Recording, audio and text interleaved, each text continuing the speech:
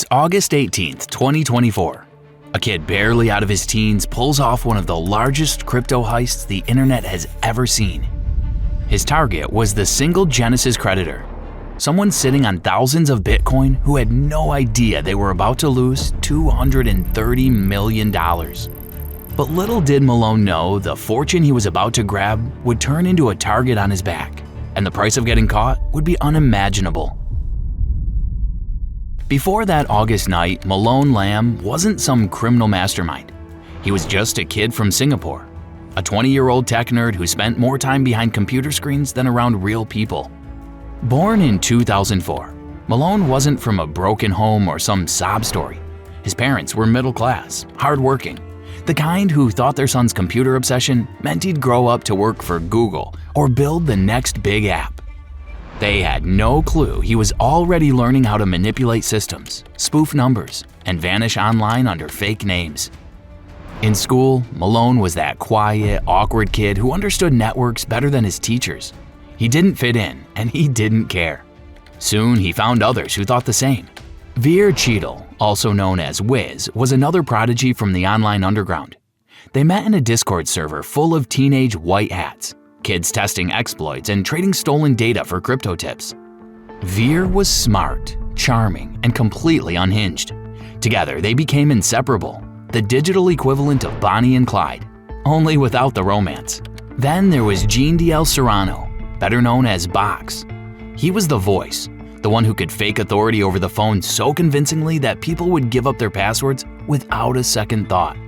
By 2023, the trio was running small-time scams, SIM swaps, phishing kits, account takeovers. Nothing too crazy until Genesis happened. It started with a leak. Somewhere deep in a Telegram group, Malone landed on a partial data dump from the bankrupt crypto lender Genesis. Among it, there were fragments of emails, names, and transaction logs. It was enough to start building a profile. Soon, an address stood out. It was a wallet tied to a single creditor, one sitting on thousands of Bitcoin. Old money, early crypto era, dormant for years. That was the spark. From that moment, the crew started watching, tracking, building their plan. They just needed to make the victim believe Genesis was calling them. It all started with a fake Google support call. The victim thought it was routine, but it was the beginning of his worst nightmare. Wiz had spoofed the number to make it look official. He convinced the victim that their personal accounts had been compromised. That sense of urgency was enough to make the victim panic, handing over Gmail and iCloud credentials. With that information, the scammers now had the keys to the victim's digital identity. Emails, security codes, password recovery options, everything. But Malone's crew knew their work wasn't done yet. They then made another call, this time from Gene DL Serrano. He pretended to be a representative from Gemini, the crypto exchange the victim used, warning that the account was under attack. The victim, already anxious from the first call, followed instructions without hesitation. Behind the screen, Malone's hands were moved fast. It took less than 15 minutes to move 4,100 Bitcoin, over $230 million out of the victim's control.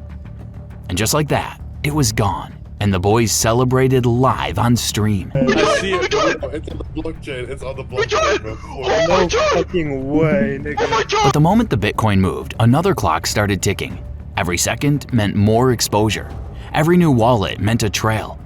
Malone and his crew knew this, or at least they thought they did. They'd planned for this moment, the way a gambler rehearses how he'll walk away from the table. Split the money, peel it, shuffle it, make it disappear across the blockchain before sunrise.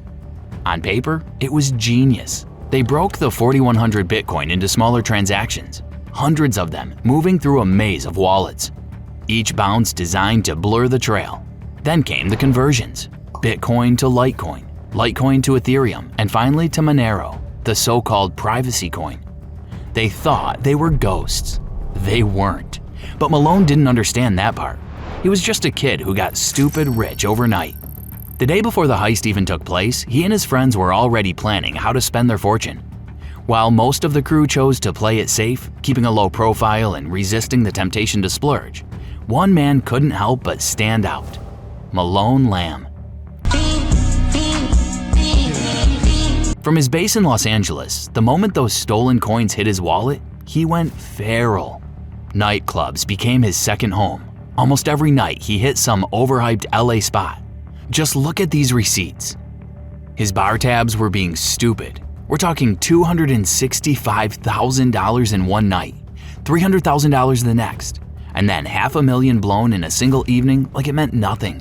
Did a table come in tonight and spend $300,000 on bottles?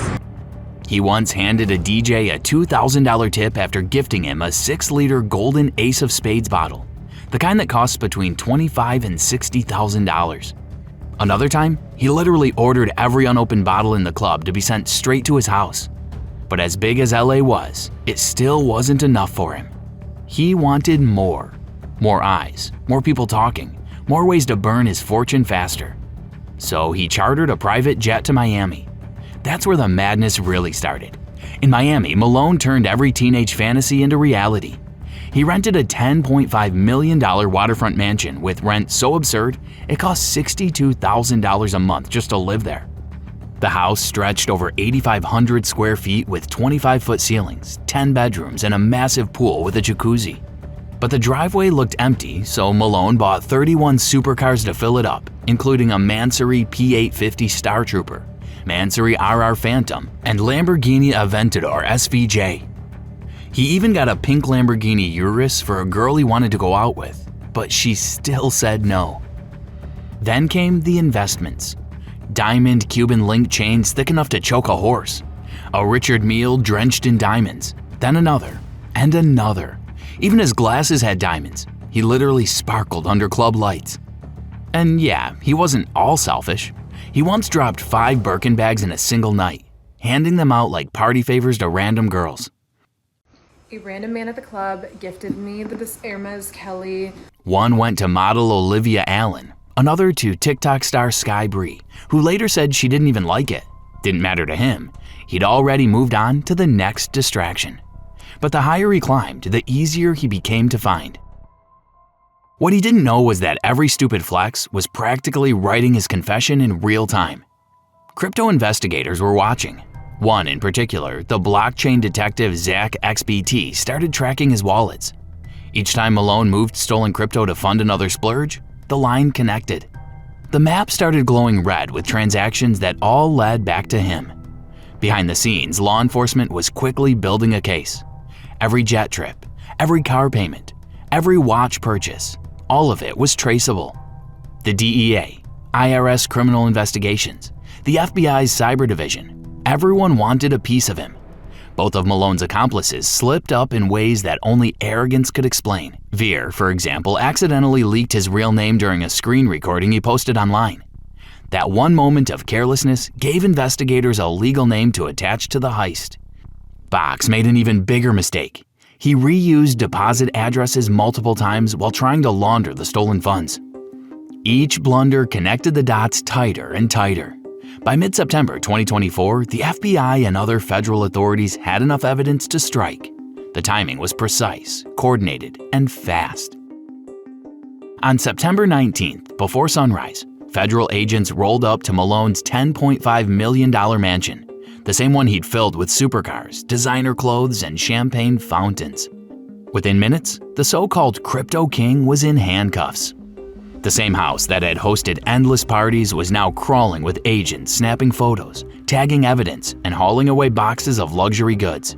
Inside, they found everything: the diamond-encrusted Richard Milles, custom Cuban links, designer shoes still in boxes, and cash hidden in kitchen drawers.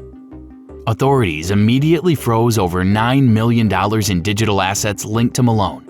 Around $500,000 of that was already returned to the victim, but the rest was still locked up in the blockchain. At the time of the report, roughly $21 million tied to Box remained sitting untouched in one wallet, while Veer still has about $39 million floating in another. Even $4 million from Malone's accounts remains frozen and untouched, a reminder of just how massive the heist really was. But the digital trail wasn't the only thing the government seized. When criminals buy luxury items with stolen cash, there's a process called asset forfeiture. Basically, the government swoops in, confiscates everything, and sells it off. The money made from those auctions goes toward compensating victims or paying for investigative costs. Even his clothes weren't off limits. Those luxury items, along with his watches and jewelry, were packed up and tagged for auction. Some of his diamond-covered Richard Meals could still fetch hundreds of thousands, especially among collectors who see value in the story behind them, the crypto criminal's collection. But the most expensive things Malone ever bought, those are gone forever. The wild nights in LA and Miami where he dropped $300,000, $500,000, even $600,000 in a single night are money that no one can recover.